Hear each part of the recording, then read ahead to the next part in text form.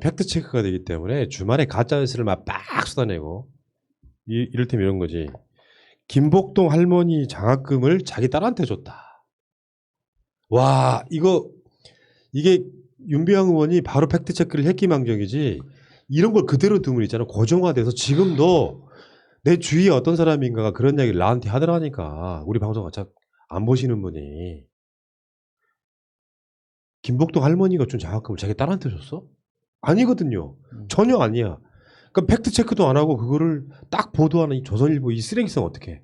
그러니까 이 조선일보의 고의성이 너무나 확실하게 드러나는 게, 그러니까 조선일보 기자들이 윤미향 의원의 개인 페이스북 계정을 검색을 열심히 했다는 뜻이잖아요. 과거에 어떤 글을 썼는지를 그렇지. 열심히 검색을 하고 있다, 다 들여다보고 있는 건데, 문제는 이 김복동 할머니가 주셨다는 그 일종의 격려금이죠. 위로금 같은 건데, 그 돈을 상징적으로 그 당시에 윤미향 대표가, 그 당시 대표가 김복동 장학금이라고 표현을, 문학적 어떤 의미로서 표현을 했던 건데, 거기에서 날짜를 조금만 더 뒤로 가보면 그게 어떤 맥락인지 분명하게 드러나 있거든요. 그런데 그거를 알 수 있음에도 불구하고 고의로 누락시켰다는 거죠. 그 김복동 할머니가 윤미향 의원 딸한테 7년 전, 2012년, 그러니까 지금으로부터는 8년 전이죠. 학비 버텨 쓰라고 뭐 다 주신 게 아니라 반 정도 주셨다고 네. 했고요. 시민단체 활동가 자녀에게 첫 장학금을 준 때는 2019년. 그러니까 그게 맥락을 정확하게 그러니까 알릴 필요가 있는 게, 김복동 할머니가 2019년도에 김복동 장학금을 공식적으로 만들기 이전에, 그러니까 윤미향 의원의 딸이 태어날 당시에, 그러니까 윤미향 의원 남편이 간첩 조작 사건 때문에 옥살이를 하고 있었거든요. 그러니까 임신 중에 옥살이를 하다 보니까 태어날 때 아버지가 안 계셨단 말이에요. 그러니까 아버지가 없는 상태에서 이제 어린 시절을 보내다 보니까 김복동 할머니가 그렇게 그 태어나고 자라는 모습을 다 보고 봤으니까 이제 마음이 아파가지고 어떻게든 저 아이한테 뭔가를 해주고 싶었는데, 그래서 할머니가 개인적으로 모아놨던 돈을 대학 입학할 때, 그 꼬맹이가 이제 성인이 돼가지고 대학 입학할 때, 내가 저 아이가 태어날 때 아빠 없이 자라는 걸 보고 마음이 아팠다. 그래서 내가 그냥 준비한 건데 이거 안 받아주면 나 정말 섭섭하다. 이렇게 억지로 안긴 거예요. 그래서 윤미향 당선 의원이 거절할 수 없는, 그 김복동 할머니의 거절할 수 없는 선물이어서 받았다. 난 그 의미로 김복동 장학금이라고 표현을 한 건데. 야, 진짜 이런 개 쓰레기들이 언론이라고. 그러니까 어떻게든지 막 엮고 싶은 거잖아요. 예. 김복동 할머니한테, 아니 김복동 할머니 아마 거의 비난에 가까운 걸 못했어도 그런 걸 인정하지 않던 언론사들이 김복동 할머니 빌어오고 이용수 할머니 빌어와가지고 윤미향을 까는데 사용하는 이런 쓰레기성은요, 막 토 나오려고 그래요. 그러니까 그런 거 있잖아요. 일제시대 때, 그러니까 일본 군사보다 조선 앞잡이가 더 악독했다고 하잖아요. 조선일보 보면 딱 진짜 그 느낌이에요. 진짜. 사실 이게 정상이죠. 그러니까 할머니 입장에서는 20대 후반부터 자기를 위해서, 그러니까 자기 같은 사람들을 위해서 열심히 해준 애가 결혼도 하고 아이도 낳았어요. 그러면 할머니가 10번 정대협에서 사주는 밥을 먹다가도 한 번은 내가 살 수 있는 거잖아요. 그 사진이 찍힌 게 있어요. 김복동 할머니가 밥을 사주셔서 이렇게 먹는, 그러니까 윤미향 대표 포함해서 4명이 먹는 사진이 있었는데, 그 사진을 보고 어떻게 할머니한테 밥을 얻어먹을 수 있냐고 악플이 엄청 달려있더라고요. 근데 그거는 할머니 입장에서 충분히 해주고 싶을 것 같고, 지금 이 상황도 똑같다고 생각하거든요. 그런데 이걸 가지고 이렇게 하는 것이 나쁜 건데, 여기에 왜 김복동 할머니만 이렇게 사람들한테 추앙받을까도 생각을 해봐야 된다고 생각합니다. 그렇지 않아도 최근에 김복동 할머니가 그립다고 아는 분들은 압니다. 그러니까 김복동 할머니가 얼마나 정신적 지주였는지 영화도 나온 게 있어요. 그러니까 김복동이라고. 이게 다른 할머니들에 비해서 김복동 할머니에 대한 일화, 영화, 책, 사람들의 그런 평가 같은 것들이 왜 다른 할머니는 김복동 장학금 같은 게 안 생겼는지도 생각을 해봐야 된다는 거예요. 근데 여기에서 그 잠깐 오늘의 의제는 없지만 그 영혼 결혼식 이야기 잠깐 해도 될까요? 그래요. 지금 많이 악플이 달리고 있는 이용수 할머니의 영혼 결혼식 이야기가 있는데 이게 이용수 할머니가 대만에 갔을 때 이제 그런 그 관련 행사로 대만에 갔을 때 할머니가 그 위안부로 갔을 때 당시에 본인이 도와줬던 그러니까 10대의 소녀한테 도와준 일본 군 병사가 있다는 거잖아요. 근데 이름도 몰라. 그래서 이 사람을 할머니는 사실 제가 생각했을 때 그 10대의 거의 첫사랑 같은 기억으로 있을 거예요. 그러니까 일본 군인은 다 나쁘지만 그 중에 한 명이 나를 도와줬다면 그 마음은 다른 사람이 생각하는 일본군하고 다를 것 같아서 저는 이 부분에 있어서는 우리가 비난을 하면 안 된다고 생각하거든요. 오히려 다만 할머니한테 좀 서운한 거는 이런 거죠. 할머니가 이러한 마음을 가지고 이러한 행동을 했는데 어떻게 다른 할머니들이 이용수 할머니한테 다른 할머니들의 대표성을 주면서 국회의원을 할 수 있게 했겠는가를 생각을 해봐야 된다고 생각합니다. 그러니까 그 결혼식이라고까지 하지는 못하고 그게 어떤 연결식 같이 본인 마음에서 하고 싶어서 했던 그냥 일종의 의식 같은 거라고 생각하거든요. 그래서 그게 비난받다기보다는 다른 할머니들의 마음을 헤아리지 못하고 거기서 공감대 형성이 안 된 거예요. 그거는 다른 할머니도 마찬가지지만 우리 국민들하고도 마찬가지라고 생각하거든요. 그래서 할머니는 대표성을 가질 수도 없었고 거기에서 비롯해서 그 할머니의 마인드가 이번 기자회에서 어떻게 피해자를 돕는 사람들한테 가해자와 친하게 지내라고 말할 수가 있냐 이 부분하고 맥락이 이어진다고 생각합니다. 그래서 할머니가 많은 공감을 얻지를 못하는 거예요. 다만 지금 이용수 할머니에 대해서 피해 쉴드를 치고 있는 사람들이 정말 이용수 할머니를 위해서 하고 있는 건지를 생각해 봐야 된다는 거죠. 근데 이제 우리가 이용수 할머니를 비롯한 위안부 피해자 할머니들에 대해서 바라보는 우리들의 시각에 대해서 한번 반성할 필요가 있어요. 그러니까 모든 할머니들이 김복동 할머니처럼 뛰어나고 의식화되고 이게 훌륭한 인격을 지녀야 한다는 당위성을 가지고 할머니들을 바라보니까 공감. 왜 다른 할머니들은 김복동 할머니처럼 훌륭하지 못하나라고 비난 섞인 마음을 갖지만 차마 말로 하지 못하는 게 이게 댓글로 삐질삐질 튀어나오는 거거든요. 근데 어떤 인간도 그렇게 균일할 수가 없는 거예요. 김복동 할머니처럼 그러니까 훌륭한 사람도 있지만 똑같은 위안부 피해자들 중에는 돈만 바라보고 그 정책만 야금야금 타먹는 그런 얌체 같은 분들도 계세요. 근데 그렇게 얌체같이 정책을 이용하고 정대협을 이용했던 사람들이라고 해서 그 사람들의 피해 사실이 사라지는 게 아니잖아요. 그러니까 이용수 할머니에 대해서도 우리가 지금 이 윤미향 의원에 대해서 하는 공격을 보면 섭섭하죠. 근데 그렇다고 해서 그 이용수 할머니가 당한 피해 사실 자체가 사라지는 게 아니잖아요. 중요한 건 이용수 할머니하고 윤미향 의원하고의 갈등이 아니라 이용수 할머니로 상징되는 일본군이 과거에 어떤 범죄를 저질렀는가 하는 걸 잊지 않는 게 훨씬 더 중요한 거거든요. 그런데 일본군이 과거에 어떤 범죄를 저질렀느냐라는 이거는 사라져버리고 지금 이 갈등만 부각시키면 과연 누가 좋아하겠습니까? 아벨가 웃고 있잖아요.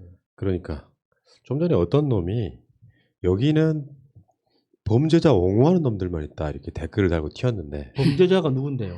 그러니까 말의 의미는 그런 거야. 이 사람들은 윤미향 의원이 범죄자라고 일단 낙인을 찍어놓죠.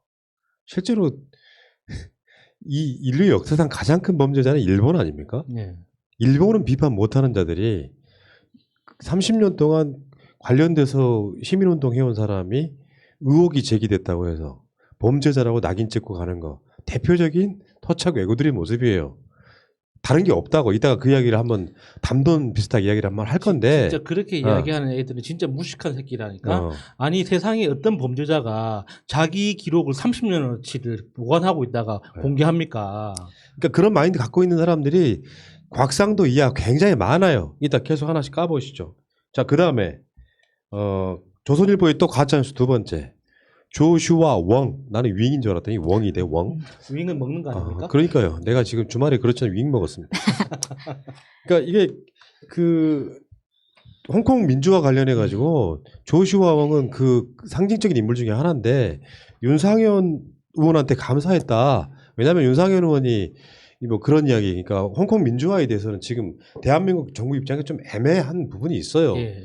그 홍콩 민주화를 편들자니 대한민국 경제에 망가뜨리는 주요 사건이 돼버릴 수도 있어요. 중국은 서로 간의 무역이 전 세계 무역의 4분의 1을 중국과 하고 있기 때문에 그래서 말하자면 저쪽의 이간질 중에 하나가 그런 거였지. 왜?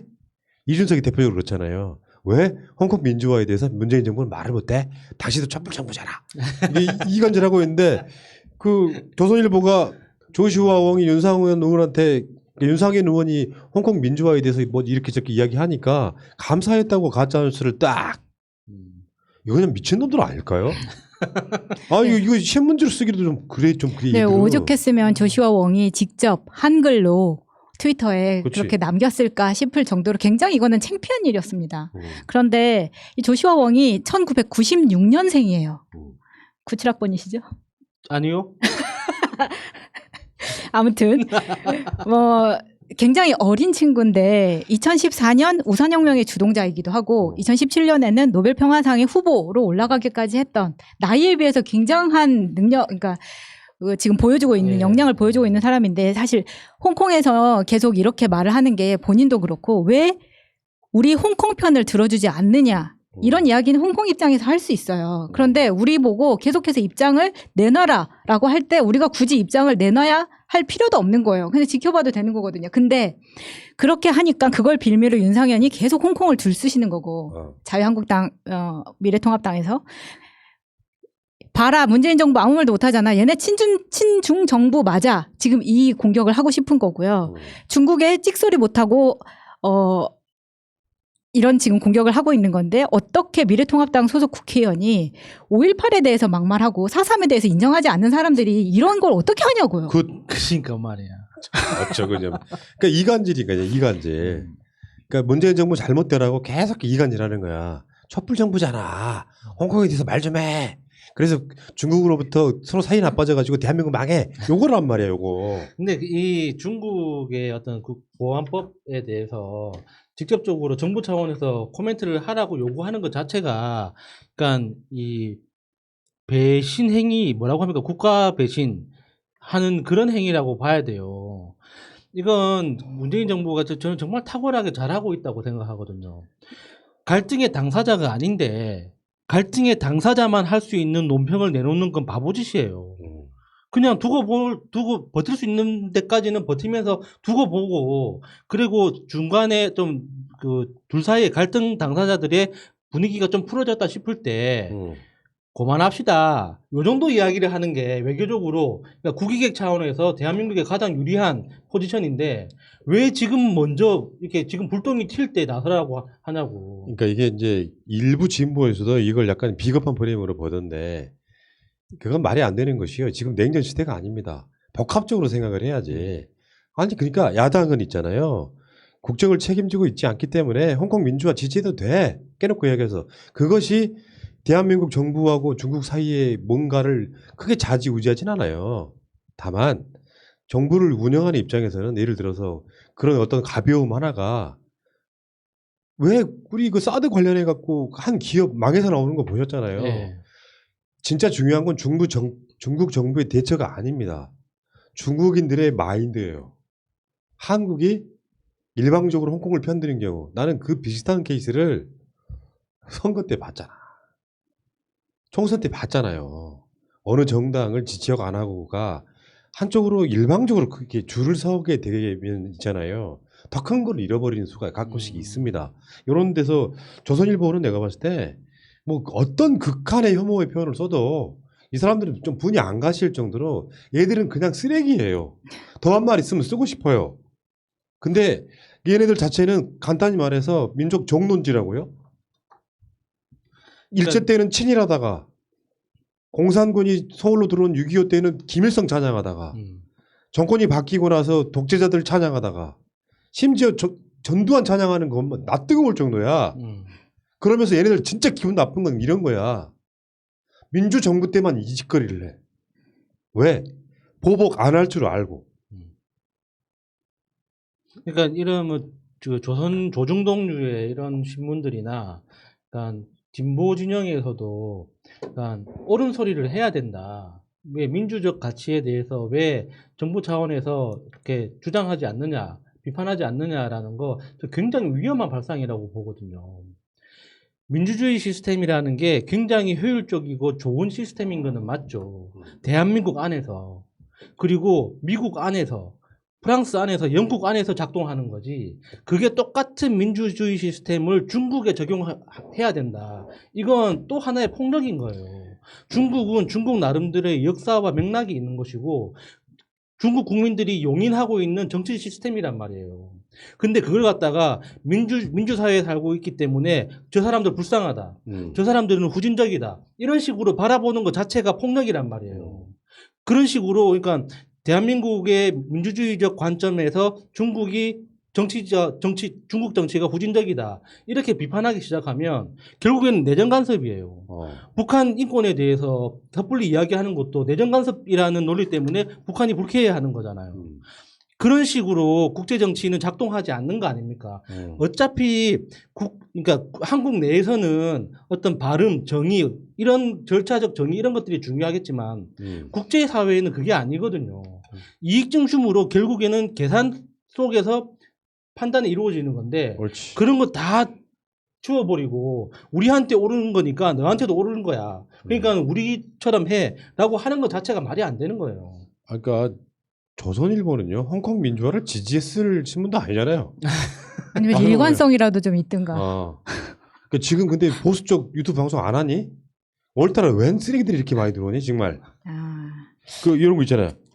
그럼 네 아가리는 문죄인이 찬양하랴? 이런 사람들은요 내가 봤을 때 그냥 세뇌된 좀비 같은 거예요. 꺼져. 새날 듣고 회개하십시오. 그러니까 회개 내가 보기 회개 안 돼 이 사람들. 문제는 이런 상황에서 지금 대한민국이 이따가 이야기 나오겠습니다만 세계적으로 굉장히 중요한 나라가 되고 있는 게 날면 날마다 튀어나오는 이슈들이 있고요. 자, 그 이야기는 일단 여기까지 하시고.